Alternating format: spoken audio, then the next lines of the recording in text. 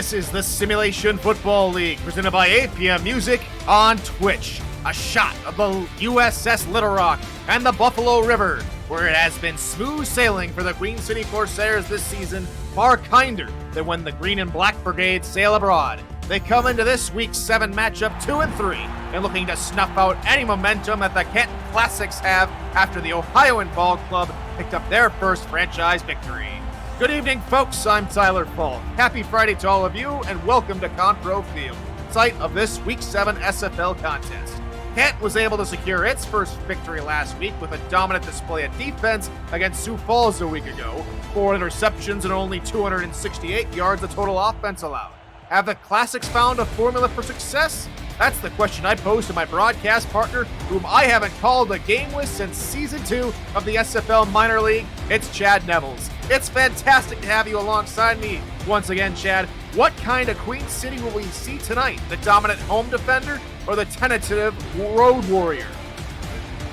Thank you, Tyler. Looking at Queen City, I do believe it's probably going to be a dominant game for them, but you're also going to look at, we've got 2 quarterbacks coming into this game that combined have thrown 33 interceptions this season, but only 19 touchdowns.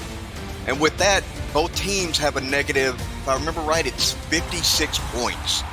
So, I don't know, these quarterbacks are going to have to pick it up if either one of these teams really want to dominate this game and, put their name out there for the rest of the season. Potentially an offensive slugfest, as we once again thank Dags Droneworks for providing us live aerial coverage of today's game. Dags Droneworks. Find them on Instagram at Dags Droneworks or visit their website, dagsdroneworks.com. As we are just set to get underway here in upstate New York, Kent will kick it away to Queen City to begin the ball game. And here we go. We have kickoff in Buffalo, New York. Adrian Ellis is the return man for the Corsairs. He'll try and angle this one to the near sideline and take it down all the way to the 23-yard line, and that is where O.J. Bruin will come on to the field for his first offensive possession under center for Queen City. Bruin was 32 of 47 a week ago. No touchdowns, 3 interceptions in the loss to Tulsa in Tulsa, Oklahoma last week. Looking for better fortunes back here at home. Handoff over the right side and tried but denied by Mike all over the halfback for a loss of 4 to begin their first possession. Tyler, I don't know if Mike All just got off the ball a little quicker or what happened, but he just kind of pushed that line around like they were toys, and he was in the backfield before the ball was even handed off. Might have had all his Wheaties this morning for breakfast, and I'll stop with the all puns. I sure all will. As Bruin is going to look for a pass near side here on second down, led his receiver, Deezer Powell, just a little bit too far. That will wind up incomplete. Yeah, on that play, I don't know if you noticed, but coming around the outside, the line's just not getting him many blocks right now, and I don't know maybe if that has to do with a little bit of his jitters he's got going, because he does not seem to be the O.J. Bruin I've seen in the past. See if that changes here on third down. Another tight, heavy set here on very third and long. Bruin's going to look to throw over to the right-hand side. Tipped or dropped. Either way, incomplete, and the Corsairs fire a blank here on their opening possession. That was a quick 3 and out, and for Canton really to stay in this game, that's probably what they're going to need just about every drive, because as you know, Queen City can jump up and jump on you real quick and score points real fast. So, great job on the defense. Very solid defensive opening possession, continuing right where they left off a week ago versus Sioux Falls. Out comes the punting unit for the Corsairs, led by Greg Morrison, who stands at his own 4-yard line to punt this one away. Down it goes. Al Dillipri Sr. will call for a fair catch at his own 44-yard line. And on comes Cameron Curtis on to start his first offensive possession under center for the Classics. And we mentioned at the top of the show that Curtis is going to have to limit those turnovers. He's currently leading the league in the most amount of interceptions in the league with 21.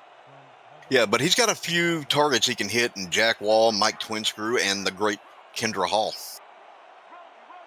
If he gets involved here in the ballgame, first he'll get his tailback involved, Robert Johnson, and he's going to go nowhere.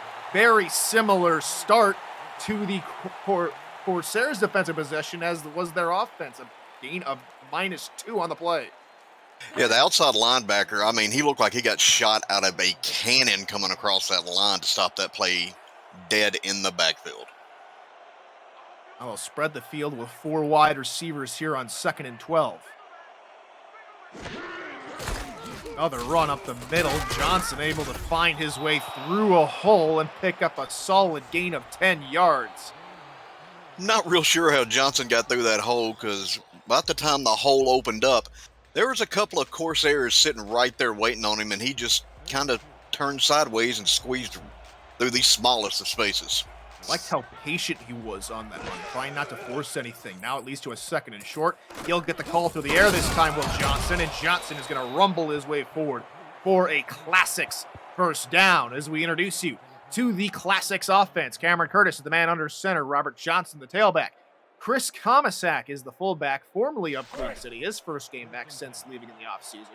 KJ Alacio, Kendra Hall, Alex Dilpree Sr., and Mike Twinster are the wideouts. Jack Wall is the tight end, and leading the men in the trenches on that offensive line is center Girth Lord.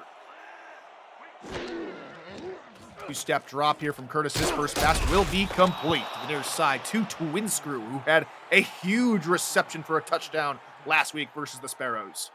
You know, I like what Canton's doing here right now. You know, they're not trying to go deep like you see a lot of teams try to do right at the beginning. They're just keeping it close. They're about 5-8 yards out with each pass, and they're just slowly marching down on the field. Trying to soften up the defense, maybe. 2nd and 7.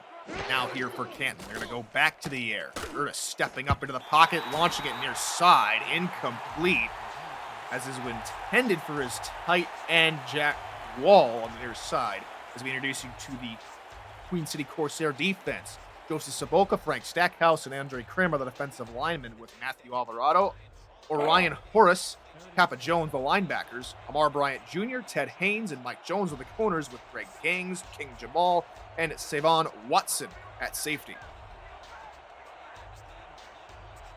3rd and 7 now here for Canton. 5-step drop out of Curtis, and Curtis goes down for a sack. The Corsairs finally get to the quarterback for the first time today. Joseph Saboka rumbles through the interior of the offensive line. Joseph Saboka, just, as you can see, he was being held, but just the power in his legs and the upper body strength was able to get around that and get to the quarterback and stop this drive. Bullying the rookie center Lord. Able to get to Cameron Curtis for the sack. Shows you the veteran tenacity of the defensive tackle, as the punt is away from Doug Six, local Canton native, and that ball is going to be down in the end zone, down for a touchback, 0-0, just about midway through here this first quarter. And if you're new to the SFL, the Simulation Football League combines traditional sports, esports, and a role-playing game into one. Team strategies are being executed in real time by our simulations, as real-life players compete on the virtual gridiron. For more information about the SFL, visit our website at simulationfl.net. The SFL, we put the fan in fantasy. Corsairs back on the ball. It's an opening pass over the middle, and it's a dart for a gain of about 17. Good opening play for the Queen City Corsairs. A great play in the smallest of windows that he put that in, because I think I counted 4, maybe 5 Canton players right there, or 3, excuse me. But still, that was decent coverage, and somehow he was still able to get it in there. Matthew Jr., James Matthew Jr., that is, the tight end, ran a straight-up go route and completely caught the defenders off their assignments. And it's another first down, second play of the drive. O.J. Bruin will go back into the gun. Backs to his left and right. Low snap is corralled by Bruin. He looks for an out route, near side, caught by Powell. Good enough for about 9 yards. As we introduce you to the Corsairs offense. Of course, O.J. Bruin is the quarterback, with Jet Zero the tailback. Adrian Ellis, William McDowell, Doug Spelling, and Deezer Powell make up the wide receiving core, with James Matthew Jr. and Stephen Michaels at tight end. On the line, it's the left guard and the left tackle of Robert Cron and Robert Vale. 2nd and short now here for the Corsairs. They come off in an offset eye. Run with 0 through the middle of that line, and he will get enough for the first down. That was a great run. I mean, they opened up a small hole, and just the power of the running back's legs, he kind of dragged a couple of defenders with him to get across that line and make sure that they didn't fall short again. That was only held to 29 yards last week. Far cry from his average of about 50, 60 a game. We'll see if things maybe change for his betterment here. This first down run, go for a no gain as the defense clogged up the hole. Gary Burney leading the charge. Yeah, Gary Burney waited, was real patient. He didn't overrun the play like you see a lot of defensive linemen do at times. And he just waited for him, and that's all it takes.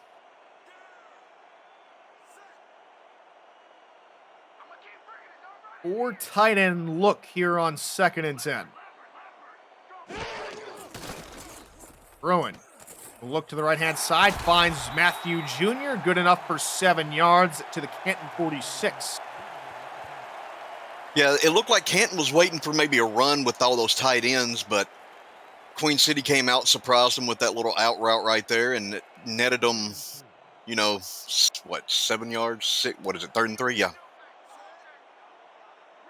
First third down of the drive. Unable to convert on their first third down of the ball game. Pass near side. Incomplete, looking for the tight end once again. And 2 third downs are in the ball game.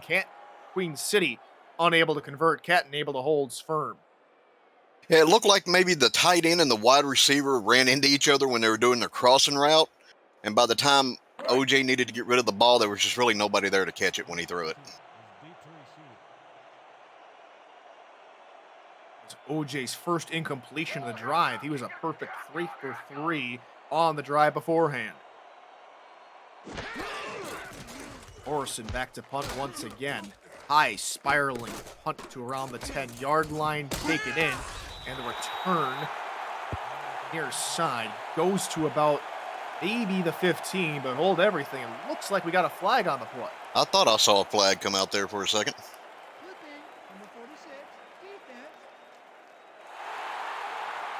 It'll be a clipping call against Canton. That's going to send them half the difference back to their own goal line. So we're looking at maybe the 7-yard line where they're going to start? 8-yard line. They're pretty close there, partner. 8-yard line is where they'll start their position. Not an ideal place to begin the drive at all, but Canton's going to have to get back to work. I mean, Canton softened up the defense a little bit and had them on the field, so maybe that'll play into this, but we'll see how that works. Heavy set versus 8 men in the box. Here on the first down. Curtis looking near side of the swing pass, caught by Johnson, who gets on a 1 tackle and then is lit up after he gets to the 20-yard line. That screenplay worked pretty well. Man, Johnson, catches that. Kappa comes up thinking he's about to have him a nice tackle. As you see here, he just basically it was more like he ran him over, shrugged him off, and then he never saw the tackle coming. That brings up another first down here for the Classics. After starting on their 8-yard line, first play goes for 12. Now can they keep it rolling? 2 wide receivers opposite eye behind Cameron Curtis. 4-3 look out of Queen City as Curtis is back to pass. Has time. Looking to his right side. That is caught. Gain of about 5 yards to Jack Wall. Yeah, Canton's just picking up where they left off the last drive with these short little passes, swing routes, small out routes. And the longer they can keep this defense on the field, the easier these drives are slowly going to become. Back wall now be flexed out to the right here on this second down. I formation behind Curtis. Go with the run through the middle for Johnson. That is stopped rather quickly by Alvarado after a gain of nothing. That's twice in this game that Alvarado's been there to stop a run play dead in its tracks. I don't know, maybe if he got a sneak peek at a playbook somewhere or what, but he seems to be there on these run plays to shut them down so far. Alvarado tied for second in the team in tackles for loss, getting back to rather regularly as Johnson gets forward for another first down, another couple of tough yards, had to break off a couple of wimpy tacklers to get to the 34. And Johnson just gave, Greg Gaines like a little forearm shiver right here. Let's see it. Yep, and there it goes. The man can run.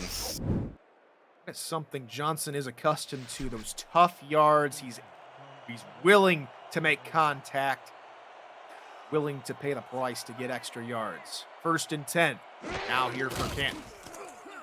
Curtis, swing pass left side for Johnson. Johnson will be wrapped up and taken down by Jones. Jones not letting Johnson pass like he did on the first play of the drive. That's very true. He got that one hit, got knocked off, and he said, "No, we're not doing that twice. Not in this drive."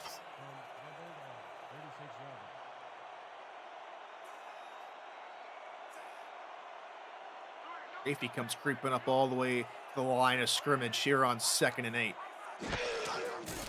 Curtis, out route near side is caught, and heading out of bounds is Al Dillapre Sr. gain of 4. Dillapre Sr. catches it right there at the sideline. He's like, yeah, we're just going to, let my momentum take me forward, as he runs over a Queen City player in the out of bounds, right about the bench area on that one.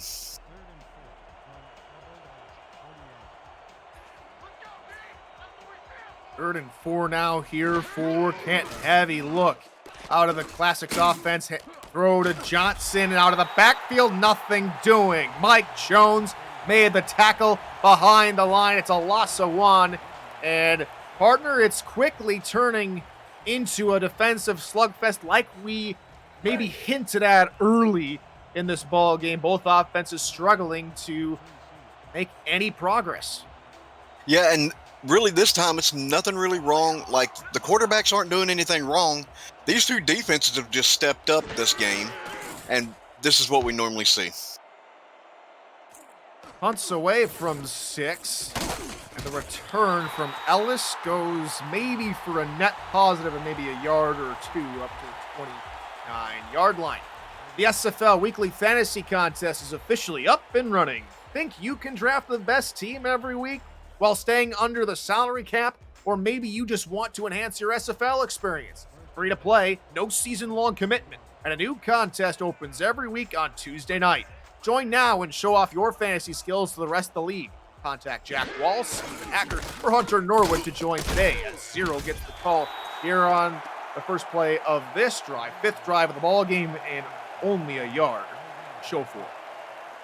Yeah, Jet Zero there on the delayed handoff, but when you got a defensive line that's been penetrating like Canton has, those delayed handoffs really are not going to work too well for you.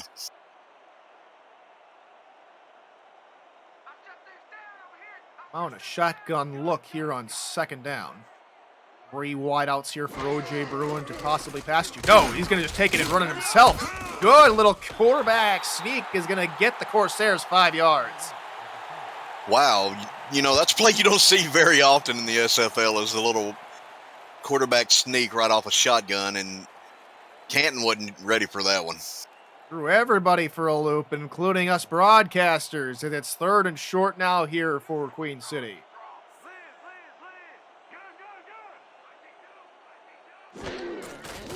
And he's going to run it again. This time he has a lot more room. O.J. Bruin and then Pim with a spin move. O.J. Bruin with one of the longest quarterback runs we've seen in recent memory.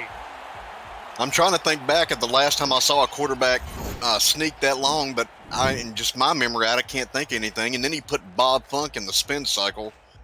And, that was a total miss, and great run, great play, but the fact they ran it twice was a surprise to me. Last time I saw a quarterback run that well, it was the late, great Matt Wilson, who struggled out of a couple of tackles in the back of his own end zone only about 2 seasons ago. O.J. Bruin with a solid run. They're 1st and 10. They're going to go with the more traditional run off to 0. And, well, the way things are going, partner, they might want to run that quarterback sneak a few more times. Yeah, right now, Canton can't seem to stop the quarterback, but they've got the halfback locked down. 0 yards for 0 as we end the first quarter. 0-0 our score line and the amount of yards that Jet Zero has in the ball game so far. You're watching the SFL on Twitch.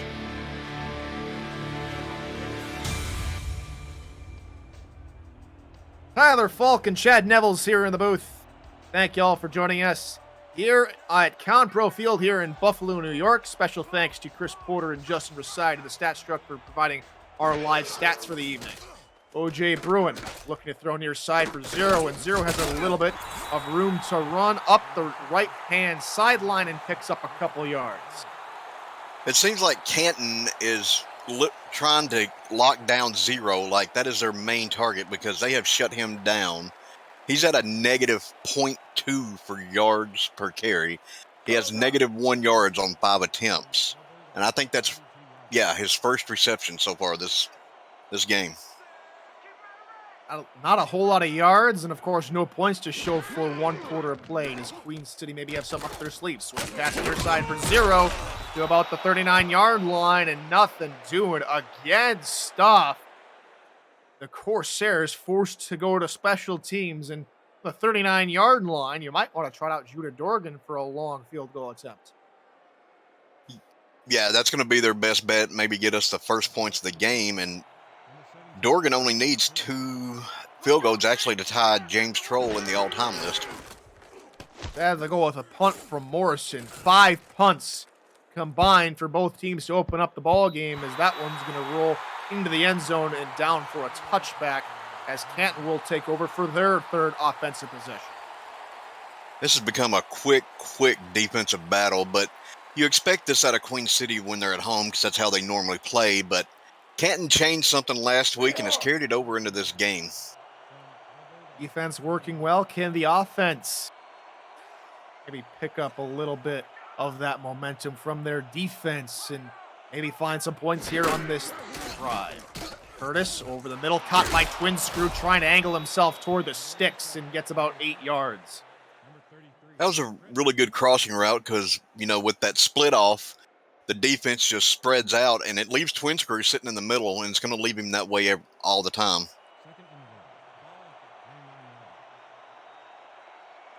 Few yards to go here on second down for a first down for Canton. Heavy look out of their offense. Linebacker showing blitz, and here comes a run. Up the middle for Robert Johnson. It's another first down for Canton. Oh, okay. I thought Robert Johnson was hurt there for a minute. He took a little bit to get up. He may just be tired, but, that's one thing they cannot have is the loss of their great halfback.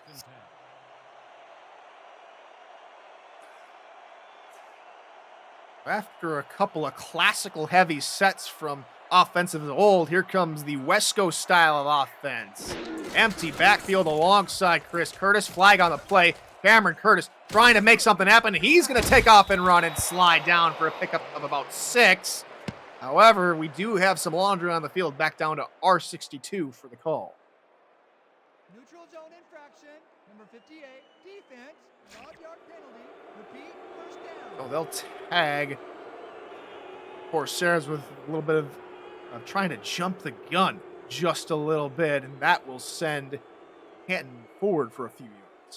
Yeah, you get excited out there playing this game. I played it for a few years of my life, and there are times you just jump the gun and you don't mean to. Horace, the outside linebacker, was caught offside. So it's 1st and 5. Handoff Johnson through the middle, and he's fighting off 2 defenders, but ultimately succumbs after picking up 3 yards. I mean, even that 3-yard run, he's just dragging the defensive line with him. I want to say one of them was Krim, and Krim's not an easy guy that you can just drag around while you're running, so Johnson's got the power to do what he wants to on this field. Heavy set here on 2nd and short. 8 men in the box here for Queen City. Run again, near side for Johnson. Had a couple of blockers and nearly took down Kappa Jones with that stiff arm, but Jones alive to it. Will wrap him up. First down, however, though, for the Classics. That was a great run because so far Johnson's run 7 times. He's got 26 yards. He's averaging, 3 yards a carry, almost 4. So they're going to have to figure out what to do to stop him because if he keeps running, Canton's going to end up carrying this game. Chewing up yards and time are the Classics here on this drive. Quick pass near side out for the fullback, Chris Komisak, the former Corsair, gets 7. There was a little, I don't know what you say, payback or maybe a little grudge there with that hit because I felt that one up here by Greg Gaines. No love lost from the Corsairs to one of their former teammates. Oh, about half of this club is brand new for the Corsairs. They lost 13 in the offseason as Johnson goes through the middle and will pick up another another classic first down to the 47. Yeah, I like the way that sounds, a classic first down. You know, that's got a real good ring to it. And fittingly, it's by the running game partner, something that's been through this game for majority of its lifespan. Pass over the middle. There's Kendra Hall. Her first catch of the ball game gets a first down to the Queen City 30. Miss Kendra Hall, she's actually one touchdown shy of tying the great Liam Neeson, or Liam Hammer, excuse me. I don't know why I said Neeson. Well, he does have a particularly good set of skills that might put him here for the SFL, but unfortunately, he has yet to step on the SFL just yet. Maybe we need to work on that one. Maybe. First and 10 here for the Classics. Handoff Johnson on the right-hand side. He'll lose two. Let's see, that's what, the first time he's lost some yards this drive on a run, so... One of the very few times he's lost a couple yards. I think he lost two right at the beginning of the ball game, and that's, again, very rarely we've seen Joss go back for this game. You're right. Curtis looking over the middle. That one's picked off. Threw it right into the hands of the defender. It was Mike Jones on the slot receiver coming away with the pick. Yeah, when Cameron Curtis looked up from seeing the way I saw the play, it looked like Jones just wasn't in his line of sight until right at the last second, and then he threw it right to him. I wanted to say slot receiver, however, he was just on Deezer Powell the entire time and completely undercut the route. The Corsairs will take over 6 drives, 5 punts, 1 interception, and it's a very classical score line if you like defensive battles. Nothing here midway through the second quarter. And up the middle for Joe. Jet Zero completely destroyed Martin Gronick over the middle. Wow, what a run. But if you've noticed on both sides of the ball, Canton's kind of made Queen City have to throw the ball, which, you know, has been kind of working for them, but it's the opposite on the other side of the ball with Queen City on defense. Shotgun look out of the Corsairs here on 2nd and 9. Bruin looking near side. Caught for a gain of about 8 if it would have been in bounds. Incomplete call is the call. Yeah, I was surprised. I thought when you said he caught it, I was like, did they really call that in? Because it looked like his left foot may have been on the line when he caught the ball.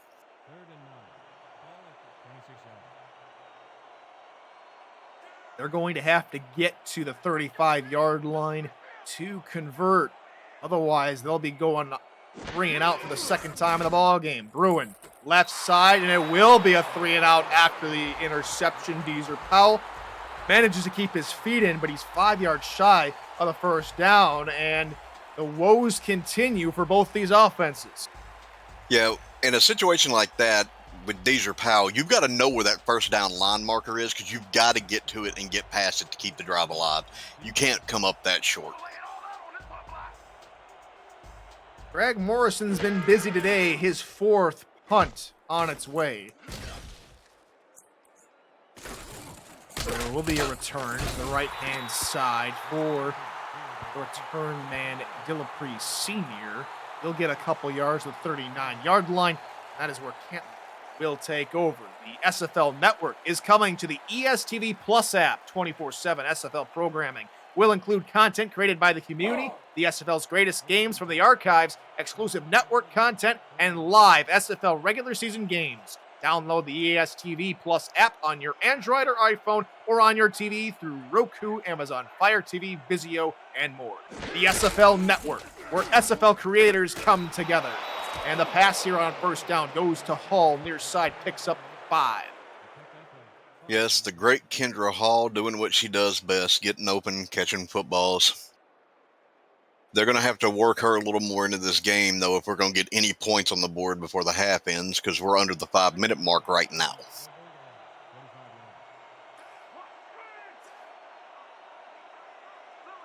Second down will be a run up the middle for the fullback Comisac. He picks up 4.5 before getting reintroduced to Andre Krim.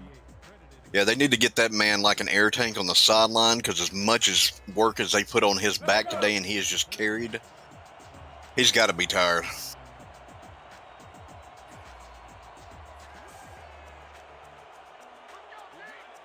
Third and very short. Here for Canton. Run for Johnson near side. Has a couple of blockers, and now Johnson has room to run on the left-hand side. He's out of a tackle at the 25 and taken down to the 18-yard line. And Canton is into the red zone. First club to get into the red zone today. Yeah, they hand it off. He comes around that outside, shrugs off a diving tackle, and almost shrugged off that last tackle in the open field, and thank goodness, because that was going to be 6 points. Greg Gaines with the touchdown-saving tackle at the 18-yard line as the Classes come back to the line. 18 yards from Pater. Can they get some points on the board? Will they throw it away like they did last drive? Handoff. Johnson, right side, this time runs into trouble, but able to fall forward for a pickup of 5. Tyler, do you want to tell me how he got through that line and got the yards he got? Because there had to be 2 or 3 people right on him, and he just bulldozed his way through. That's the toughness of Robert Johnson we have come to expect for these past 5 seasons that he's been in this league. 2nd and 5. 2 wide receivers off to the right. Only 1 DB in that direction. However, they're going to run with Johnson, and it was a good formation to line up in if you're the Queen City Corsairs defense. Excellent defensive playing call, putting an extra linebacker on the field in that direction to slow up Johnson. Yeah, Orion met him at the line and held on long enough to wait on some help to get there, but I think he was real close to finally, just giving up. 4 wide receivers here on 3rd down. Curtis looking near side. Caught! Touchdown! Canton Classics! KJ Alacio with the first touchdown of the ball game, and it's his first catch of the ball game. Yeah, KJ comes out, does the out route, and there's just nobody there. Like, the person that was supposed to cover him just froze and left him wide open, and nobody to stop him. First catch of the ball game, first touchdown of the ball game, and first touchdown of KJ Alacio's career, and it puts Canton up by a score. On comes Rob M to try and tack home the extra point.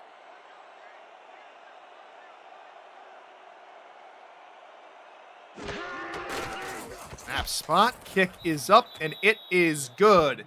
And so, after roughly 19 minutes of play, we finally have a score here in Buffalo, New York. It's the Classics, up 7-0. The SFL has partnered with Rare Drop and Rare Drop Sports to advance live events and distribution. Live and in-person championship weekends, rookie drafts, and community events are in the works. Visit raredrop.co for more info on what the company does in the gaming community, and follow Rare Drop Sports on Twitch at twitch.tv/rdsports. Turn from Ellis to up the middle is going to get him to the 24-yard line. And speaking of RD Sports, there's a game going on right now on Rare Drop Twitch. The Carolina Skyhawks currently lead Seattle 20-7. OJ Bruin's going to have to come out, and he's going to have to pick up the pass game, because right now Canton's got their run game shut down, so they're become a one-dimensional team. 2 tight ends off the left, also in the direction of the strong eye. Pass is across OJ Bruin's body to the near side. That one is hauled in by Doug Spelling. Catch complete for 5 yards. I want to say that was that Doug Spelling's first target of the night. I mean, you've got 2 other wide receivers also that you hadn't targeted yet, McDowell and Ellis, and you're going to have to spread that ball out more. Spelling's second target, first completion of the night. He did have that one catch near the sideline of the last drive that was ruled incomplete. As Bruin lets left side this time, again looking for Spelling, and Spelling will deliver the Queen City first down. I mean, another great out route, and in the SFL, those out routes, they tend to, gain more yards than going down the field. They keep the defense out there because they're short passes. They tire a defense out, and that's just what you got to do to walk down a field. Defense is not keyed into it. We'll see plenty more of those out routes many more times throughout this ball game. Bunch set here on first down. Pass near side for the tight end, Matthew Jr. He shrugs off a tackle that was draped all over him. Gets out of bounds at his own 49 as we reach the 2-minute warning. 7-0. Canton on the road with the lead, but the Queen City Corsairs are sailing down the field. You're watching the SFL on Twitch.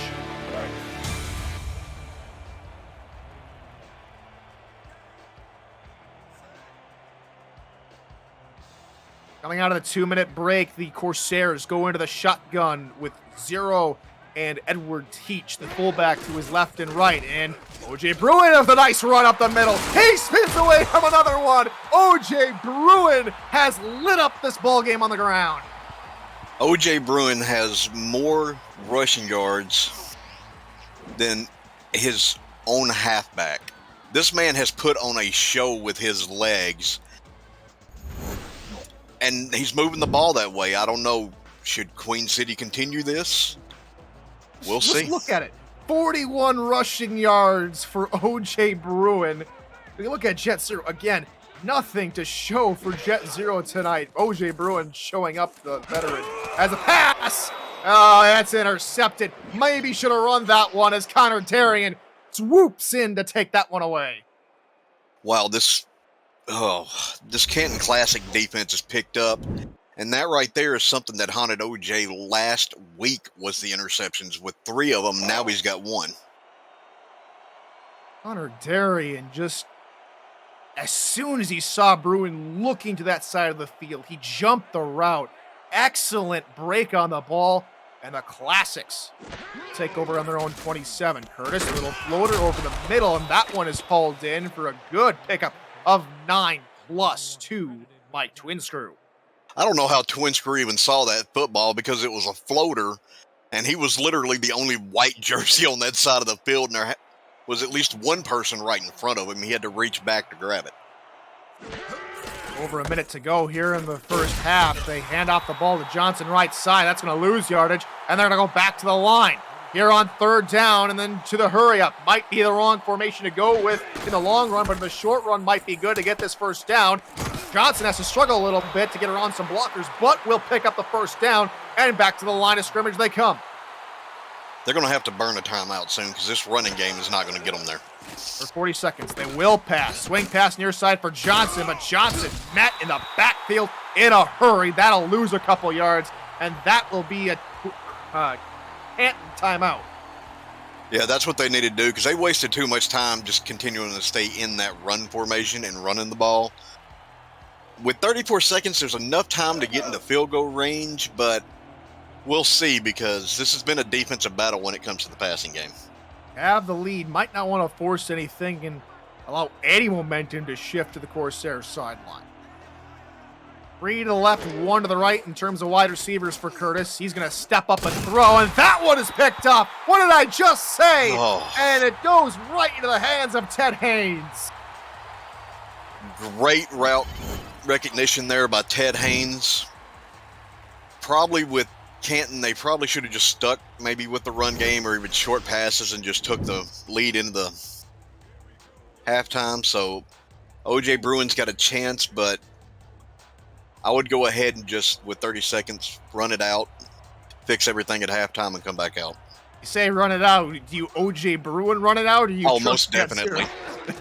Well, they will go to Jet Zero left side, and he will finally break off a couple of tackles and will get into the positive side of the rushing yards column with a gain of 2.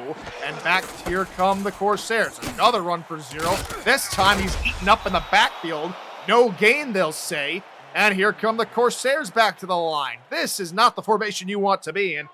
6 seconds to go. Another run for 0. Left side. He looks tired, and he's going to go down as the clock expires here in the first half. 7-0 Canton. As partner, it just looks like the Corsairs just unable to do anything. Canton albeit that one drive also unable to do much, and we have a very, very short score line to show for it. Your thoughts on the first half and what needs to happen in the second half for both these clubs? Queen City's got to get that run game going with Zero, but Canton has figured out how to shut him down, and I'm not real sure how you can fix that except for, I mean, you've become one-dimensional. That's the fact of the matter. We are underway once again here from Conbro Field in Buffalo, New York. Turn to the left-hand side from Dillapre is going to get him to the 27-yard line. No further. We welcome you back to Buffalo, New York. Tyler Falk, Chad Nevels here in the booth, alongside Justin Reside and Chris Porter in the stats truck. And, of course, our producer is Cameron Irvine. And it's a Friday night of fun here in the SFL as we get to the halfway point in this season after this weekend. Answered of some questions, but still have to figure out the playoff scenario. A few. It's going to be a pass left-hand side. That is caught, but no gain from the tailback, Johnson. Yeah, it looks like Queen City has finally picked up on that swing route that kind of ate them up a little bit in the first, quarter and a half. They've kind of slowly shut that down, but they're going to have to figure something out to pull a win out of this one right now.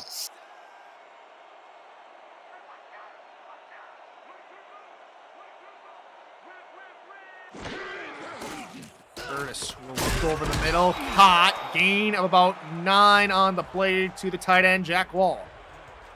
Mr. Jack Wall, a great tight end in his own right. He was wide open, nobody around. And that's been the problem, is that this Corsairs defense has been on the field longer than you really want them to. Curtis found the hole in the zone and found his tight end. Now it brings up 3rd and short. They go with the run to Johnson and nothing doing. Mike Jones slowed him up, and in comes the rest of the defense to bring him down. And the Classics will go 3 and out to begin the second half. Yeah, you've heard about in space how black holes just kind of swallow everything up. Perfect example right there. And fittingly, the Corsairs are wearing their blackout uniforms. 4th down, on comes the punting unit. Doug Six's 3rd punt of the ball game. In comes the pressure, but Six is able to get it away. And on the return, Ellis will try and make one from around his own 25-yard line. Will get to the 29 and no further. The good news, though, for this Canton Class 6 team is that their defense has not let up a point now in 6 quarters. That's amazing. I mean, but this game has turned into what the great Eddie Gage would call a defensive game, and defense wins championships. So maybe they have figured out what they needed to do to run for the rest of the season. Bruin's going to look to throw. He rolls and fires near side for Zero. Zero with a bulldoze hit, and will pick up the 1st down. Take a look again. There's Zero. Maybe that's what he needs to, get that confidence up, start building a little steam, because he just plowed over Connor Darien like he wasn't even there. Connor Darien looked like a rag doll, frankly, on that play. Just moved aside. I think he kind of did a somersault right there at the end. Second play of the drive is another 1st down here for Queen City. 4 tight ends set. Get Zero in the backfield. Bruin under center with 4 men in the box here for Canton. They will run with Zero. Zero is slow up by Adam Chance at the line of scrimmage, and that is where he'll be taken down. Man, this Canton defensive line is not giving an inch when it comes to the running game. They have shut down just about everything. Besides an O.J. Bruin run, I have a sneaky feeling that's what they're going to do now. 2nd and 10. Bruin will go to throw instead. Steps up, looking left, right-hand side. Nearly intercepted by Jay Rock. Yeah, Jay Rock was way away from that play, and it looked like O.J. Bruin thought about running, and then the moment Rock saw him plant his feet, he just broke on the route and was there when the ball got there. 3rd down now here for Queen City. Out in a heavy set on 3rd and long. Play action. Bruin gonna step up into pressure, and down he goes. Mike All is in the backfield for a 7-yard loss on the sack. I think it's about time for some more all jokes, because, Mike All, again, he just pushes the defensive lineman like the last time, just out of the way, and was there when O.J. Bruin stepped back up to try to get in the pocket. By the time he sacked O.J. Bruin, it looked like he was the offensive lineman, not number 50, Christopher Mings, the right guard on the play. Canton send the pressure for Greg Morrison's 5th punt of the ball game. Dillapre Sr. calls for a fair catch at his own 37-yard line. Visit the SFL website at simulationfl.net for info about the league and its 28 teams, all the places you can watch live games, plus links to apparel from Sector 6 and SFL mini helmets from 97 Sports Promotions. All the league records, team stats, player leaderboards, the rankings of the next class of SFL talent, and so much more. SimulationFL.net, your home for everything SFL.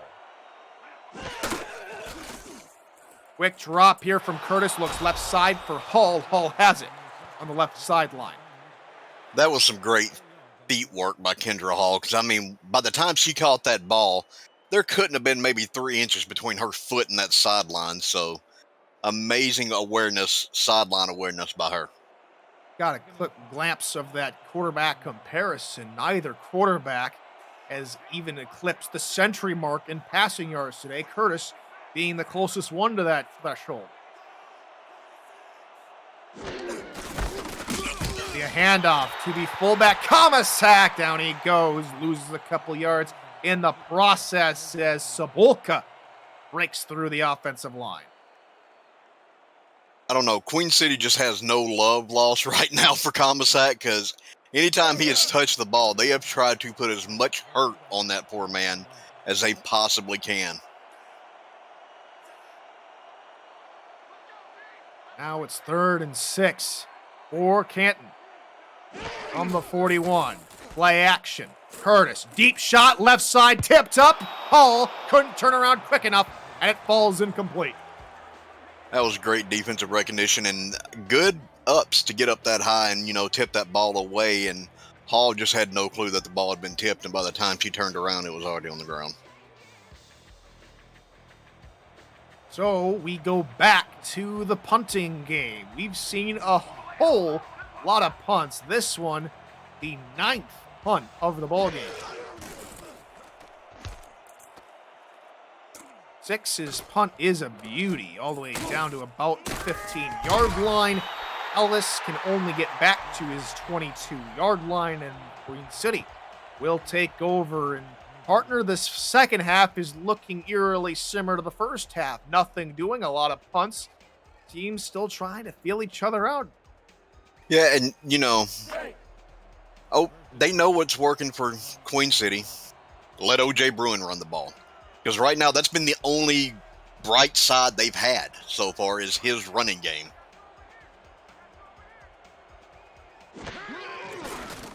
Bruin will toss it for Jet out of the right side. Jet with a nice hit and lower the shoulder for extra yards and picks up a whole bunch to the 37, picks up 15, and maybe got to get 0 out in a little bit more space. That way he can do something like this again. Yeah, get him. It seems like he needs a little more room to pick that speed up, but once he picks that speed up, they hadn't really been able to stop him. He's been getting first down.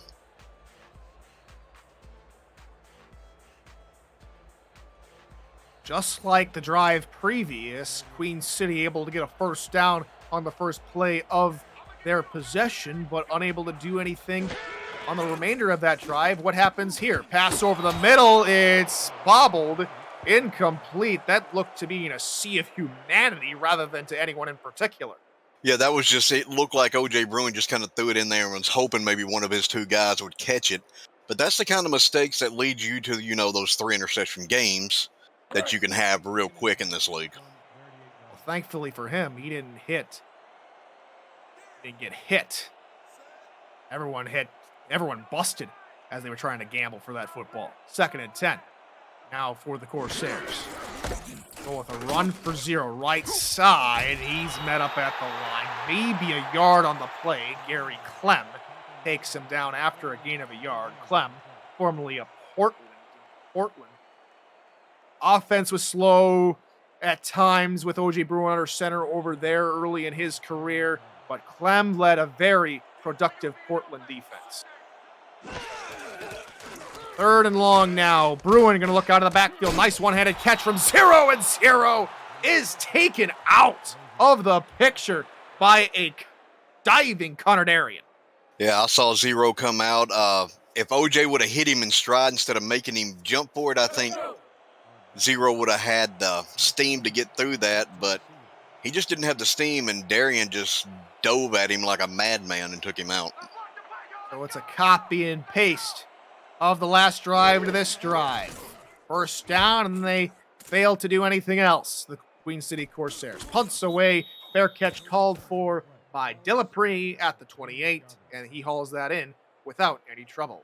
The SFL has partnered with Laser to deliver digital SFL player trading cards to its players and viewers during live events on SFL Twitch.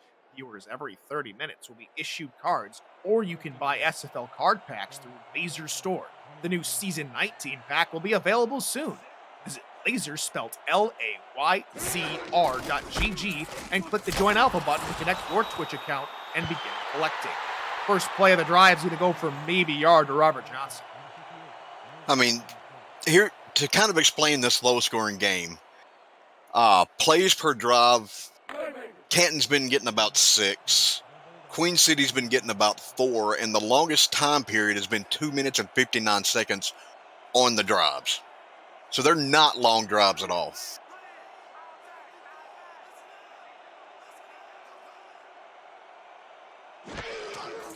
Curtis going to take a deep drop here on 2nd down. Look for an out route left side. Incomplete. Hall unable to get her toes in bounds. Ooh, that was a close one. I'm not sure she wasn't inbounds watching that play. Might call that one 4. Indeed, they do. Completed catch is now the call. That'll give Canton a few extra yards, about 4. Now here they come on 3rd and 5. Empty backfield. Curtis under center with 4 wide receivers. Curtis looks left side, caught near the line to gain. Robert Johnson was playing in a wideout spot the far left side, but he cannot get the 1st down, and so Canton will go 3 and out. Yeah, it's not where your body is when it comes to the 1st down marker. It's where the football is. And the football just wasn't there. His body, yes, football was not. So now the Classics go 0 for 3 here on 3rd downs here in the 3rd quarter after going a perfect 3 for 3 in the 2nd quarter. So the punt is away from Doug 6, and the return man Ellis will go down at the 25-yard line. It's become a very pedestrian game to this point after the 1 score from Canton partner. Yeah, here's a little stat for you. Canton is, I want to say, 5 for 10 maybe on 1st downs, and Queen City's our 3rd downs. And Queen City's only 1 for 8 when they come down to 3rd down. Bruin going to change up something at the line. Bruin looking near side for the out route to his man, Deezer Powell. And he will pick up a 1st down. And so it continues for Queen City. They're able to find a 1st down for back-to-back-to-back drives on their first play. But they haven't really had success after that. We'll see if that changes after this play. Yeah, they've normally been passing on the very first play, and then they'll run it either the 2nd or 3rd down. And as we've seen, that run game just can't do it. So they're going to have to kind of stick to these little out routes maybe a little more, because that seems to be working a lot better. Well, back to a heavy set. We're going to pass it this time. Bruin has to roll and fire, and he threw off his back foot, and it throws it right into the arms of Mark Gronick, and Canton will take over in plus territory. Not setting your feet as a quarterback. I cannot stress that enough. Do not throw off your back foot. Quarterbacks do it a lot, and then it's when you see a lot of interceptions happen. Now, you know, there are the rarities that could do it on the run, but it is not the way you want to work as a quarterback. Cameron Curtis comes back to the line here for his next possession. He's going to look to throw here on first down. Left side for Johnson. Johnson gets taken down as soon as he received the football for a gain of about 3, tackled by Ted Haynes. Yeah, that was great, you know, coverage by Ted Haynes. Johnson caught the ball, and Ted Haynes stopped him right there to keep him from getting, you know, any more yards than he'd already got. Outside cornerbacks are going to go to the bump coverage look, along with their slot corner as well. Johnson tries to make something happen through the middle, and he will get a couple of yards. 3rd and 4 on 3rd down. Yeah, it seems like I've seen a lot of Matthew and Johnson, you know, meeting right there at the line, because it seems like every run play, that outside linebacker has been there. 7 tackles on the day for the rookie. Brings up a crucial 3rd down here for Canton to try and get off their woes, and they will not. 0 for 4 now here in the 3rd quarter here on 3rd down. However, from the 36-yard line, they might be in Rob Ems's range. It's going to be close, but I want to say that was Matthew's 3rd tackle for the loss, and all 3 of them were on run plays. And so it's going to be another punt from Doug 6. They're going to elect to play it safe. They have the lead. So 6 will be called on to try and pin Queen City deep. It takes a Canton bounce, and it will take a Canton roll, and Canton will down it at the 8-yard line. Excellent punt from Doug 6. Not where Queen City wants to be to start out, because even on the 8-yard line, that's still not a lot of room for a quarterback when you go on a 3-step drop. So this normally is a lot of times you'll see run plays come in, and that is not what Queen City needs right now with their run game struggling as bad.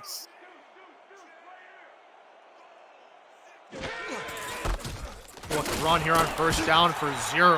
Runs right into the teeth of that defense, and he comes away with 4 yards.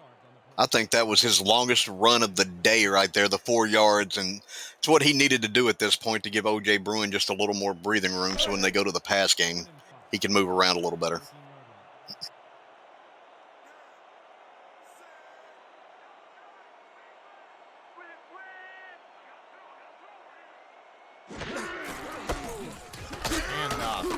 Side for 0. He breaks out of a tackle, and another one. And he's finally taken down after a big scamper to the 25. Looks like 0 may be picking up a little bit of steam, but I don't want to get, you know, too excited about seeing that, because, you know, we saw that back in the 2nd quarter where it looked like he was starting to come into his own this game, and then it just kind of died off. So before we get too excited, let's see if he can keep this up for the rest of this drive.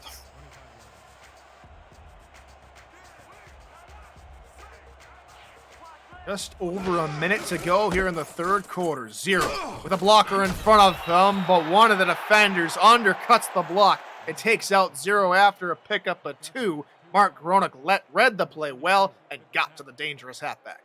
Mark Gronick going old school with the 1-bar face mask there and playing like an old school linebacker does with those route recognitions, reading the run plays, and stop that one short. Another heavy look out of the Corsairs. Canton counter with 9 men in the box. Bruin looking over the middle into coverage. Will find his target. Gains a good chunk of yards to Stephen McMichaels. Stephen McMichaels, really that was his first catch of the game, but he's been targeted 2 other times, so they're slowly starting to move the ball. We'll see maybe if this will get them their 7 points with 12 seconds left. 3rd and short. Final play of the 3rd quarter, perhaps. Bruin is going to throw. Canton send the blitz, and off he goes. Bruin, fumble the football. It's on the turf.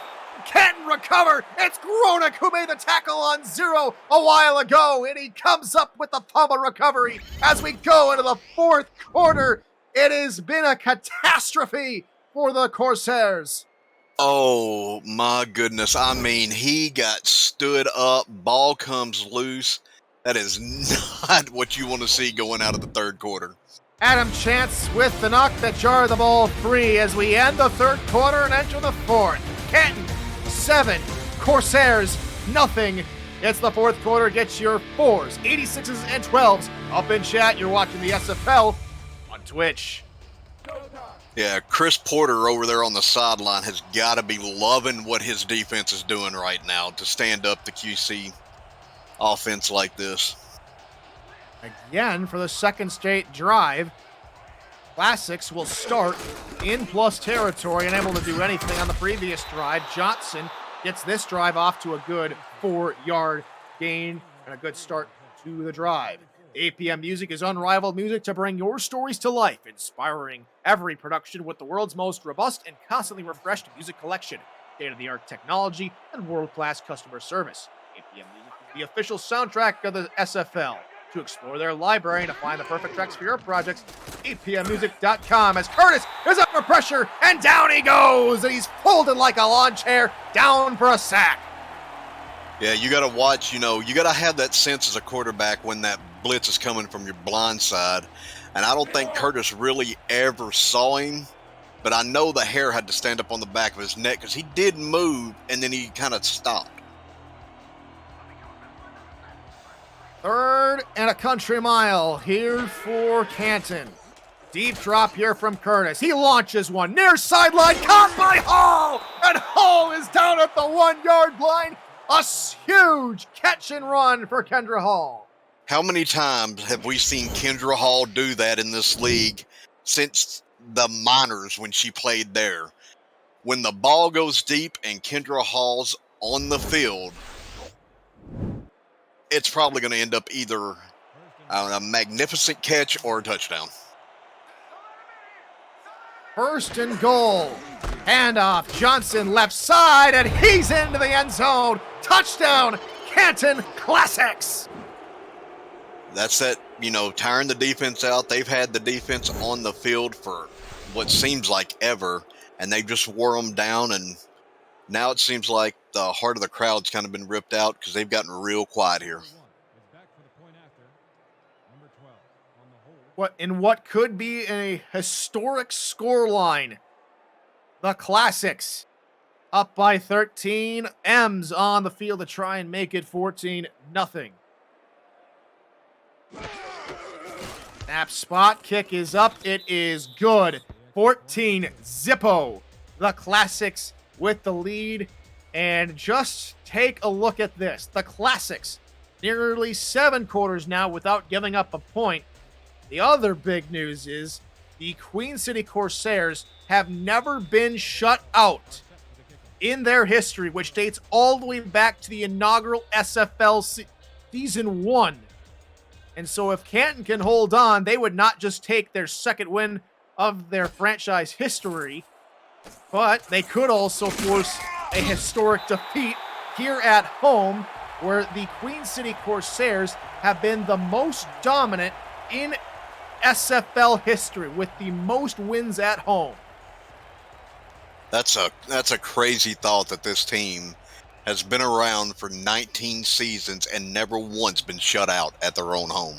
222 games, 0 shutouts for the Queen City Corsairs. They have 9 minutes and 31 seconds to change that. Bruin looks underneath, and that is caught by Powell. He's out of a tackle, and here come the Corsairs right away, all the way to the 45-yard line. That was a great pass, great catch, and then just to keep those feet moving. That's what you got to do. So we'll see if they can continue this. But as you've seen in the past drives, they have 1 or 2 good plays, and then it just comes to a screeching halt because Canton just shuts them down. I think what the DB was looking for there was an out route, which Paulo has run time and time again today. But with a nice little stop route, he got a little bit extra space in that zone to get the reception and get the Corsairs their first down. 1st and 10 now here for Queen City. Bruin looking for something this time for an out route. Doug Spelling holes it in, picks up 4. Again, that's what you got to do with those out routes. They work. They've proven time and time again they work. Just keep going with them. Don't go to the run game right now. It's not working for you. Down by 2 scores here at home, we will more than likely see a whole lot of passing. Here as the clock ticks to about 8 minutes, 45 seconds. 4 tight end set. They're going to run up the middle with 0. 0 is going to be taken out by his kneecaps after he gains a couple yards. And on the stop is Lacey. So here's my question to you, Tyler. You're looking at 3rd and 3, fourth quarter, a little under 8.5 minutes. Do you throw it, or are you going to try to trust your run game here? Well, here on 3rd and short, 0 has been a little iffy. I might go back to him, though. Might throw the defense off for guard. Said they're going to pass. Off his back foot again, throws Bruin. That worked poorly last time. He's lucky that one flutters to the turf as Porter comes in with the hit. And again, Queen City will punt. Nobody touched Porter the whole time he was coming through there. I don't know how you missed the man. He's not a small guy, but he was untouched that whole play. So out for yet another punt is Greg Morrison. He's going to punt this one away. Illapre Sr. will not call for a fair catch and will pay the price for it. He gets only to the 13-yard line on the return. Now Canton comes out up by 2 scores. They have 8 minutes to milk if they want to shut out the Queen City Corsairs. They've proven that with their, marching down the field, they can milk a lot of time off this clock.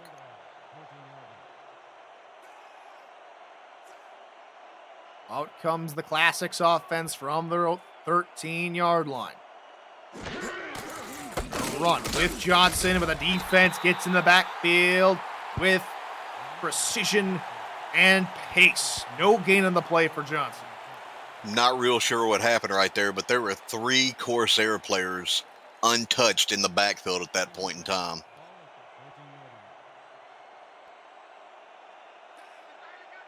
So after the no gain on the running play, out comes more of a passing play. 4 wide set, deep pass shot, right side. Down goes Mike Twinscrew. Twinscrew down the sideline to the 20, to the 10. Mike Twinscrew blows this game wide open.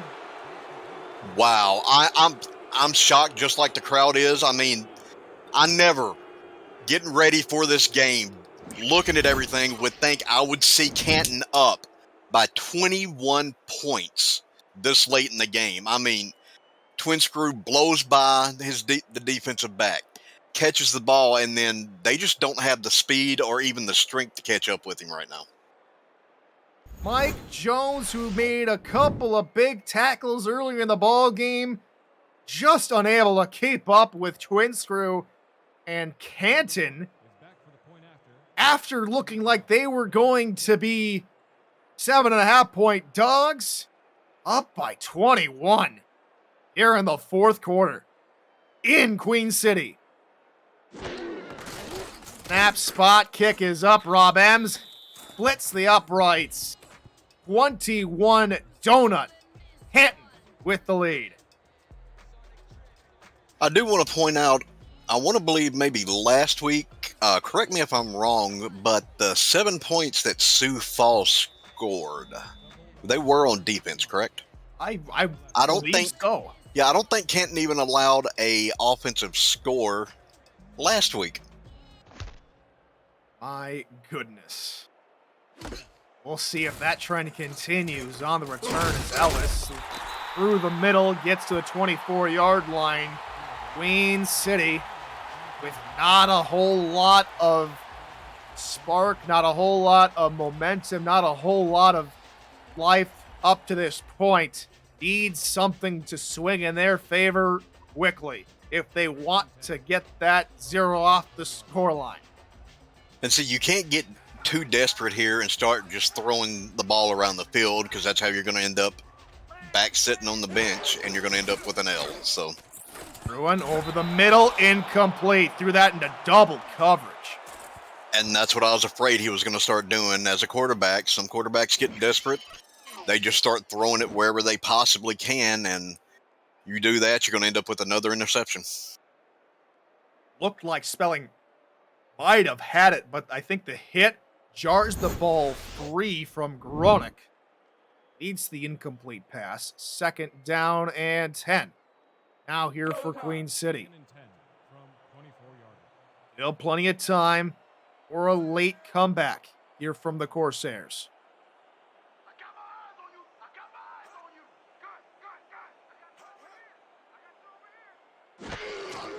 Bruin's going to throw again. Crossing pattern over the middle, looking for Spelling. They will hook up this time, and Spelling picks up 8. That was a really good catch by Spelling because the defensive lineman looked like he was right there. I want to say maybe it was Adam Chance almost had an interception on that play, but it just went right through his hands to Spelling. Back-to-back plays that have involved Chance in the middle of the field in on zone coverage. They will try and run now with 0, and that hasn't worked well at all today. And in comes the defense once again. Gronick and Clem combining it on the stop. 4th down again. Take a look at this now. Queen City have punted in this second half a total of 3 times. 4 times now. They've on the other possessions, they either fumbled or threw an interception. This second half, or entire game rather, just has not gone Queen City's way, as the fair catch is called for and hauled in cleanly by Al DeLaPree Sr. Canton takes over at their own 32. And we're up to what, punt number 14 this game? I want to say maybe the first game me and you called together was a game like this where it was just punt after punt. I want to say back in the SFL, back in season 2 where we both got our kicks. It's been a hot minute since we called the game together. I think we called the SFLM championship game together as well in season 2 when the Albuquerque Adams took that championship. Also in green and black. So the green and black team we get to call as the pass out to the left-hand side is hauled in, picks up about 5 yards for the tight end tight end. Yeah, tight end needs to understand, though, when you're, got this little bit of time left, you're up 21, try to stay in bounds, let the clock run, do not step out of bounds unless you just absolutely have to. What a fine pairing of position and name. Tight end, tight end. As the handoff goes to Robert Johnson, a much more easier name to pronounce with his position, and picks up a couple of yards.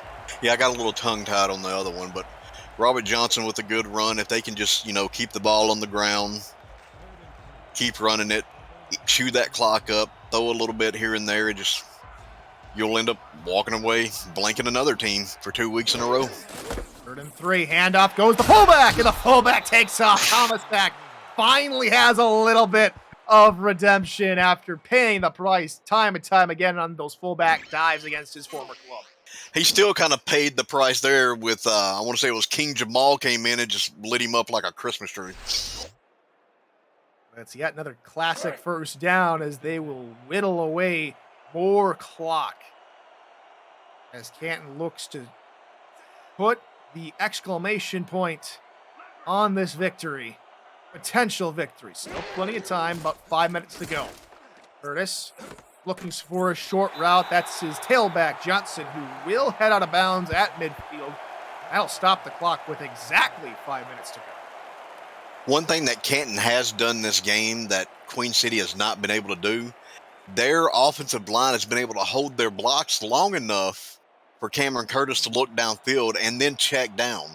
Whereas Queen City, it seemed like Canton's been in the backfield all night. Just joining us, Seattle unable to get a single first down in the second half as they fall to Carolina. Welcome to Conco Field here in Buffalo, New York. It's the Classics having a very stout day on defense and finding some offensive life here in the second half with the lead 21-0. That play goes for no gain. It brings up 3rd down. Tyler Falk and Chad Nevels here in the booth. We wrap up the first spot of this doubleheader here in week 7.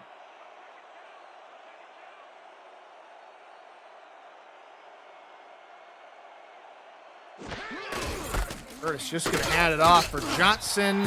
Try and milk as much more clock, and clock will continue to run, even though they will not pick up the first down. Johnson able to pick up 3. He's taken down by Savon Watson, and out comes the punting unit. Yeah, I don't even think Johnson ever saw Watson coming because that was just completely blindsided on that tackle. That's multiple hard hits we've seen in this game from QCC. Their punt from Doug Six. Pinned Queen City back at their own 8 last time he had the ball in his hands. This one is another big punt. Ellis going to try and make a return out of it. Nice spin move for extra yards, and high 10 slows him up, but it's eventually number 54 for Canton that is able to take him down. That's the backup guard, Dutch Speck. So, Tyler, chances of getting 17 punts in this game? More than likely at this point, unless Queen City are daring in their own zone, if it comes to it, and try and convert on 4th down in their own territory. They're going to have to. I mean, it's one of those things you just got to do at this point, no matter where you are on the field. See what happens. They got 3 minutes, 37 seconds to get 21 points. Pass over the middle. That's a good pitch and catch to Deezer Powell near midfield. Here we go with the offense, the hurry up. The line they come. Quick drops, quick pass, left side for 0. He's met at the line of scrimmage. Gronick able to take him down. They will give 0 1 yard on the swing pass, and they hustle back to the line. Lamb gets back to his linebacking spot to get set. Bruin allows him time. Bruin now looking over the middle. Not another catch for Deezer Powell. Oh, it's going to be a late hit. The late hit from Connor Darien puts Queen City closer to the end zone. You can't do that. You got to have better discipline than that. Ill-disciplined play will give the Corsairs a free 15 yards, and that will put them closer, if not into the red zone, and the shutout might be in jeopardy. Ooh, that puts them, on the 28? This is the closest that I want to say they've been to the end zone all game. Was on the 28 after the penalty, comes down to the 17-yard line. 3 wide receivers, Bruin under center, nickel look out of Canton. Bruin looking left side for 0, and 0 gets taken out at the line of scrimmage, and back to the line they go. Connor Darien was not letting that speed get built up. Bruin might be looking for that post route. Instead, it's an out route near side, caught by Ellis. He picks up 8 yards. Here they come again. DBs go back to the end zone, trying to protect what's theirs. Pass near side, caught, first down to the 6-yard line. 1st and goal, Queen City. 6 yards from pay dirt now come the Corsairs. Bruin steps up, looking left side, that's tipped and nearly picked off by Gronick. Incomplete. Oh, Gronick almost ended it right there with the tip drill. So, I mean, QCC's got to be breathing a little bit of sigh of relief, and now they have the chance again to at least put some points on the board. But it's going to have to be a touchdown because 3 is not going to do anything for you at this point. 2nd and goal from the 6-yard line. They come out in a bunch set. Bruin looking for the tight end near side. Caught! Touchdown! James Matthew Jr. denies Canton the shutout. Well, QCC keeps the streak alive for another season. We'll see. Maybe, if somebody can do it later on down the road, but that's more of a, what do you call that? Keeping your spirits up type of play, a pride type of touchdown, because with 2:17, you're going to have to come out, kick this, and then do an onside to try to build some more momentum going into next week. Going to need at least one onside kick and or one onside kick and a 3 and out to maybe come back in this game with 2-minute warning still to come. Kick is up and good. 21-7. Can't over the Corsairs as we will get to the first of maybe 2 onside kicks.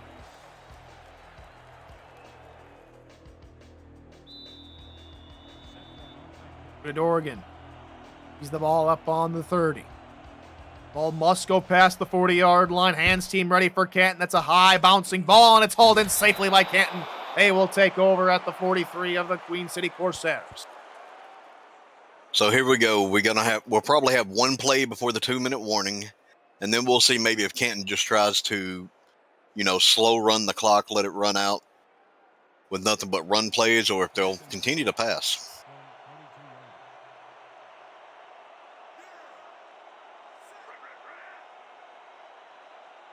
First play of the drive, and Canton comes out in the heavy set. Handoff Johnson right side. He's going to lose a couple of yards. And a loss of 2.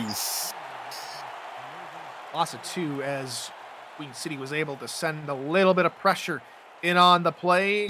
And that will bring us to the 2-minute warning. Canton 21, Queen City 7. 2 minutes to go here from Buffalo, New York. You're watching the SFL on Twitch.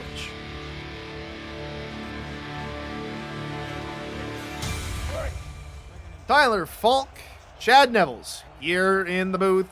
A special thank you to Chris Porter and Justin Rasai, our statisticians for the evening, and of course, producer and commissioner Cameron Irvine back at SFL headquarters. 2 minutes to go here from Conpro Field. Handoff Johnson left side. Johnson able to make up lost ground and more up to the 38-yard line. Queen City will call their first of 3 timeouts of the half.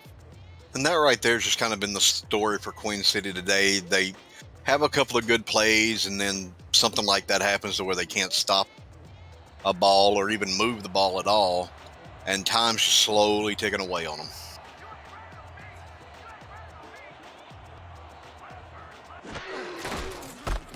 Johnson trying to get the first, denied again. Will lose to Orion Horace with a tackle behind the line, and Queen City will have 1 timeout and 1:53 roughly to go before I should say, Canton punt this one away. Yeah, he's not going to be able to, OJ's not going to be able to waste much time when he gets on the field. It's going to have to be a quick score on this drive coming up for him.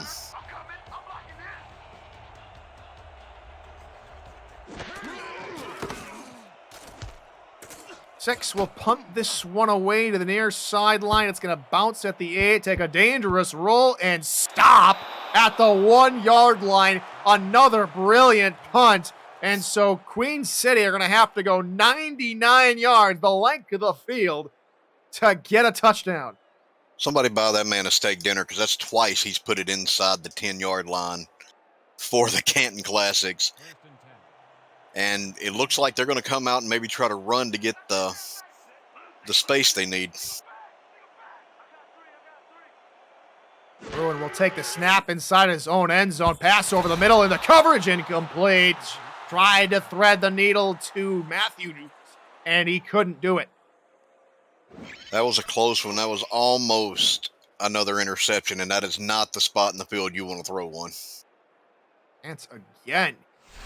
Middle linebacker getting in the way of the pass from O.J. Bruin. Bruin has time and time again tried to target routes over the middle, and it's usually Chance who denies him. So off of the bunch look, out comes the Corsairs in a shotgun formation. Bruin 6 yards deep in his own end zone. Pass near side, that is caught by Deezer Powell, falling backwards near his own goal line. They will give him forward progress to the 2. Yeah, Doug Spelling, I mean, that one was thrown so hard, and it looked maybe like a little behind him that his body had to somehow contort in the air to catch that one. 3rd and 8 from the 2-yard line of Queen City. Bruin looking near side. That is caught by Spelling on the sideline. It'll stop the clock, and it'll be 4th down from their 7. Time is not your friend, and you have to go for it here. I mean, I know it's on the 7, but just time dictates that's what you've got to do here. I'd throw everybody for a loop and maybe chuck a pass deep down the field. Might go with an out route near side to the tight end. Bruin instead will look over the middle. That's caught for a first down at the 16-yard line to Adrian Ellis. Now here comes Queen City back to the line. Under a minute 30 to go. Bruin now looks for the tight end, Matthew Jr. to the near side. That picks up 7, and Jr. will step out of bounds. Yeah, we have one receiver that they have not gotten into this game yet, and I just realized that, and that's William McDowell. They have not targeted him once this game. So they may want to start looking his way because at some point, Canton's going to leave him open. I don't think we've even seen him on the field, if so rarely. Rarely have they gone to a 4 wide receiver set, the Queen City Corsairs. 2nd and 3 now, shotgun look. Bruin is going to throw left side, caught by Powell, he will get out of bounds at the 38. And so they're nickel and diming their way the last couple of plays and getting out of bounds. Catch the ball, get out of bounds, save as much time, save that last time out, because there's going to come a time you're going to need that if you score.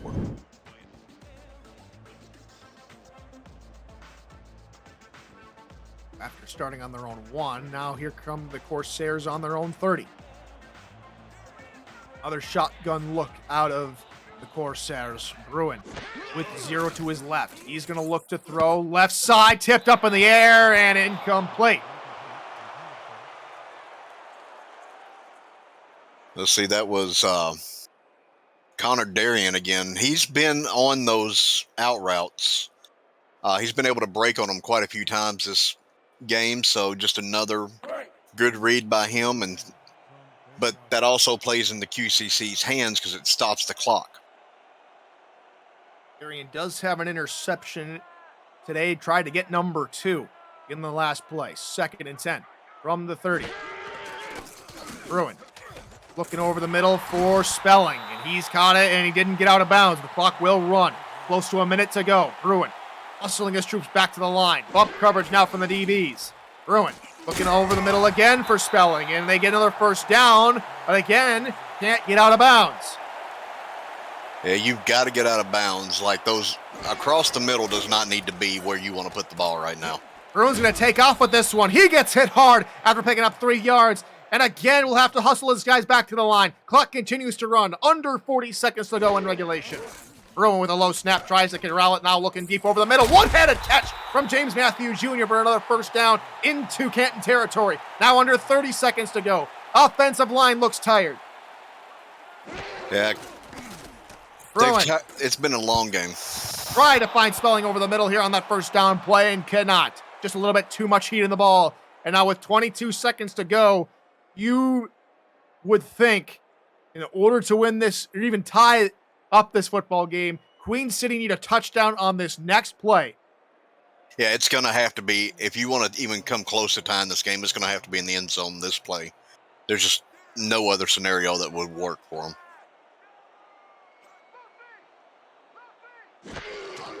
Bruin will look to throw. He's going to look short for Spelling, out of bounds after 5. Well, didn't take too long off the clock, maybe 4 seconds taken off, but still not a whole lot of time to deal with now, partner. Yeah, still more time than you want to take off the clock. You're going to have to start going deep. Let's go. 18 seconds to go in regulation. Bruin will go under center here for this third down play.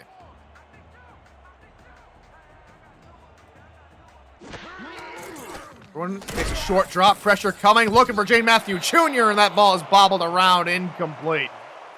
That was Clem and Mark both were there to put the stop to that play. And the game, all hopes are going to come down to this play for QCC.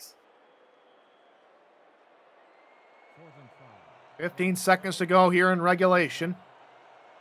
Queen City need a miracle at this point. Only one true wide receiver here in the play. They will target him near sideline, caught by Spelling, out of bounds after picking up the first down. 12 seconds to go. It looks like Canton's going to be able to hold off and walk out of here with their second win.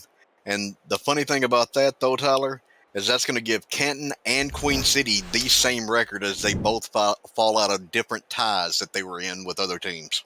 And with that tiebreaker over Queen City, Canton would theoretically, don't have the official spread for you, will take the Lead over. lead, and we'll have a better, well, not a better spot, but I forget, it's not a first down for Queen City, it's a first down for Canton because Queen City unable to convert there on fourth down, and so Queen City will fall at home for a rare loss here at home. It breaks up their perfect record at home this season and will give them back-to-back losses. It is Canton that will come away with win number 2 in the season, back-to-back wins over Sioux Falls and now Queen City. And the Classics take one final kneel down, and that will do it from Con Pro Field. It's the Canton Classics, 21, Queen City 7. The Canton Classics partner demonstrated to everyone in the league that their defense is legit. Oh yeah, they put a statement on this game, put their name out there, and put the league on notice that this may be an expansion team, but they are not a team to be overlooked. The only thing I can really say is maybe Cameron Curtis might want to work on his interceptions. He still had 2 today, but they have put their name out there for people to understand. Do not overlook this team. We just take a look at that defense, especially toward the end of the third quarter when Bruin threw this off his back foot, led to the Gronick interception. Ensuing possession, we saw O.J. Bruin take off for yet maybe another supernatural run, but then this happens. Yeah, I mean, I saw him take off run on the play. I'm like, okay, here comes another one to add to the, amounts of yard that he has for a quarterback. And then he just got hit and stood up and couldn't hold on to the ball. And I think that's about when you would see, the heart fell out of that Queen City team on that play. 2 big passing plays would follow later in the ball game. That one to Kendra Hall led to a 1-yard rushing touchdown from Robert Johnson. And then Mike Twinscrew with a huge touchdown to seal everything for Canton, 21-7. The Canton Classics take the victory. Chad, I got to ask, your player of the game. Ooh, that's a hard one because, with the defense on Canton, I want to give it to one of them. I'll be honest with you. But I would go probably with, I'm going to say, Robert Johnson. I would agree with you. The defense from Canton played remarkable, nearly 7 quarters without giving up an offensive possession. Ultimately, of course, undone off the touchdown to James Matthew Jr. later in the ball game. But I think I'm going to go with Cameron Curtis. Yes, it wasn't a perfect game from the quarterback, a couple of interceptions, but a pair of touchdowns which helped lead this team down the field. But let's see what the pundits have for us. It is Mike Twinscrew. That literally just came to my mind. I was like, well, Mike had an amazing game. 110 yards and a touchdown and a big old score, 87-yard touchdown, which pretty much took all of his yards. For my partner, Chad Nevels, for Justin Ruside and Chris Porter and Statson, for the commissioner and producer Cameron Irvine, I've been Tyler Falk. We have more games coming your way later tonight, so hope you stick around. Until then, folks, good morning, good afternoon, and good night.